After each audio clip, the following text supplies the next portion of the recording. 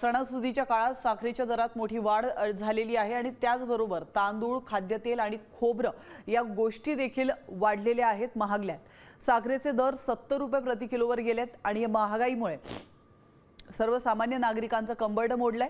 पुण्यातील एका सुपर मार्केटमधून याबाबत आढावा घेतला आमचे प्रतिनिधी अक्षय बडवे यांनी।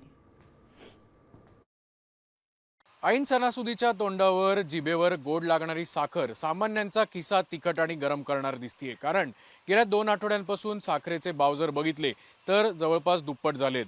काही दिवसांपूर्वी म्हणजे 7 ते 8 दिवसांपूर्वी हीच 45 रुपये किलो असणारी साखर जी आहे ती आता जवळपास 70 रुपये प्रति किलो पर्यंत गेली आहे।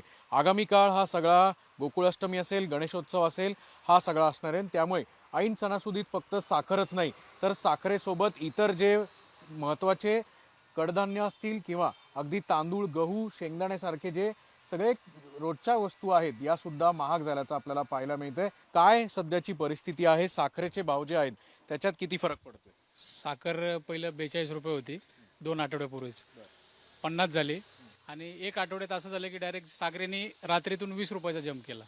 हां, आणि साखर झालं, तांदूळ झालं, हे दररोजच्या वापरातल्या वस्तू आहेत। म्हणजे सकाळी उठलं ना तर पहिलं चहाला साखर लागते। म्हणजे साखर अशी गोष्ट आहे की कोणाला लागत नाही असं नाही होत। हां, सर्वसामान्यांना असं नाही होणार की बाबा आज लागली आणि उद्या नाही, किंवा सणासुदीला दररोज लागणारी गोष्ट आहे। तेलात पण रेट वाढलेला आहे, साखर जशी वाढली तसं तेलाच्या रेटमध्ये फरक पडला, शेंगदाण्यामध्ये फरक पडला आहे। आज गणपतीला खोबरं लागतं, बरोबर, खोबऱ्याचा रेट आज गगनाला भिडलेला आहे। म्हणजे सर्वसामान्य माणूस ज्याला जर 400-500 रुपये हजेरी असेल तर तो 1 किलो खोबरं कसं घेणार? कॅमेरामन किरण काजळेसह अक्षय बडवे, साम टीव्ही न्यूज, पुणे।